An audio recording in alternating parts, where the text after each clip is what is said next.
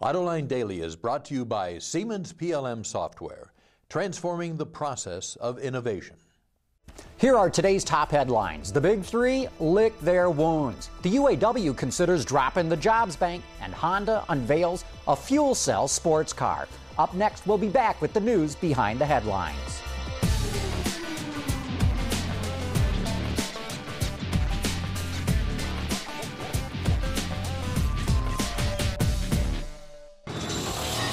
This is Autoline Daily for Friday, November 21, 2008, and now the news. After a disastrous week of testimony in Washington, the CEOs of the Big Three and the president of the UAW retreated back to Detroit to lick their wounds and figure out their next step. WWJ News Radio 950 reports the UAW is now looking at dropping the jobs bank, where thousands of auto workers who don't work still get paid. The Big Three better come up with some good concessions of their own, because Congress is in no mood to give them a dime unless they can prove they have a viable business plan going forward. The next step comes December 6, when Democrat Michigan Senators LEVIN and STABENOW want to introduce legislation to change the rules for the $25 billion to retool Big Three plants. They want to let the automakers get some of that money immediately as a bridge loan. But they crossed the aisle to join President Bush and the Republicans who first floated that idea. And the Democratic leaders, Nancy Pelosi and Harry Reid, are dead set against it. Why? Because the environmental lobby went ballistic. It wants all of that money spent for retooling plants to make fuel-efficient cars, not for a bridge loan. Yesterday, we started a poll on our website that asked, should the Big Three be given bailout money? 37% of you said, no way. 13% say, yeah, give them the money with no restrictions, and 50% of you say, yeah, give them the money, but with strings attached. And I should add, that's a lot more support for the industry than the rest of the country is willing to give them. China's CHERY automobile signed a deal to assemble cars in Thailand.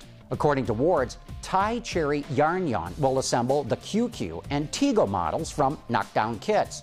CHERY also has factories in Russia, Iran, Indonesia, and Argentina, and it's targeting a total of 14 non-domestic plants by 2010.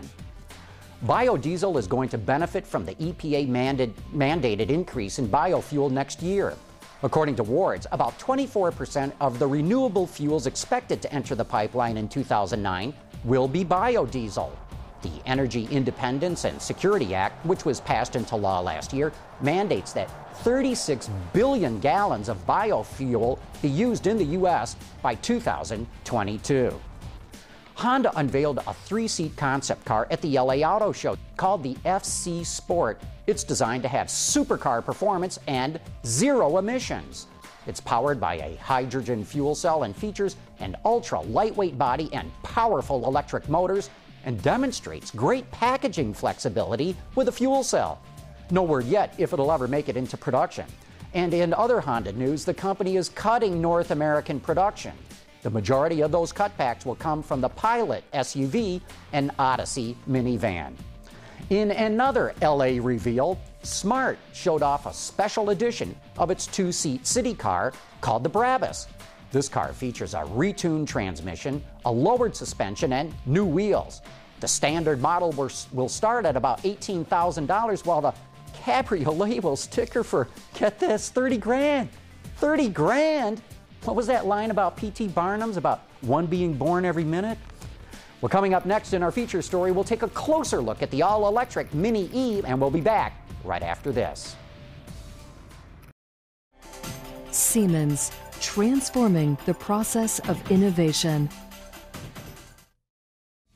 As we mentioned in yesterday's show, BMW premiered the electric version of its popular Mini Cooper at the Los Angeles Auto Show.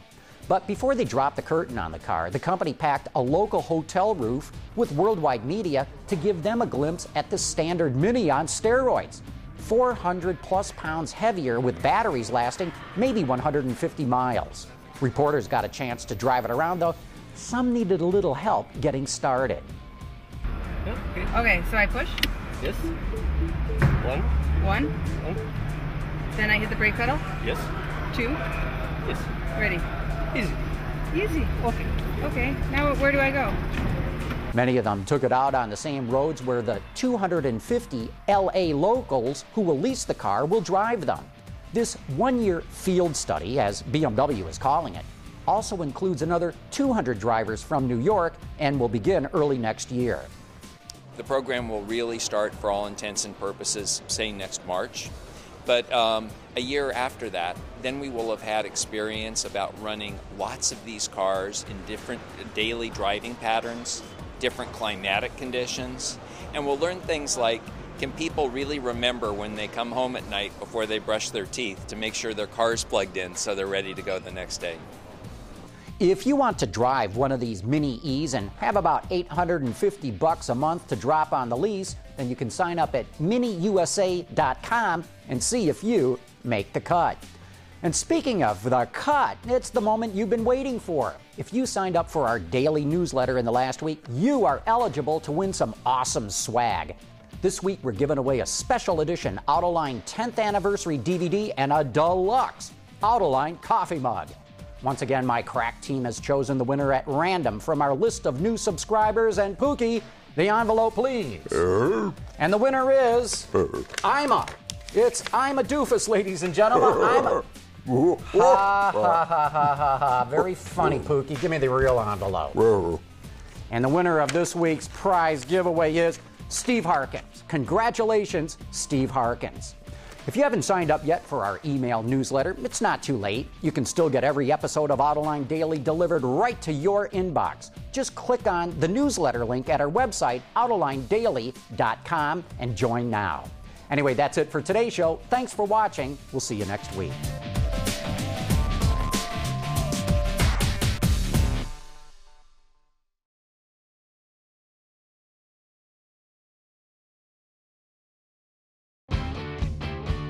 Visit our website for even more great content all week long. Autoline Extra, Dawn's Journal, podcasts, and even more. So click over and get the inside view at AutolineDetroit.tv.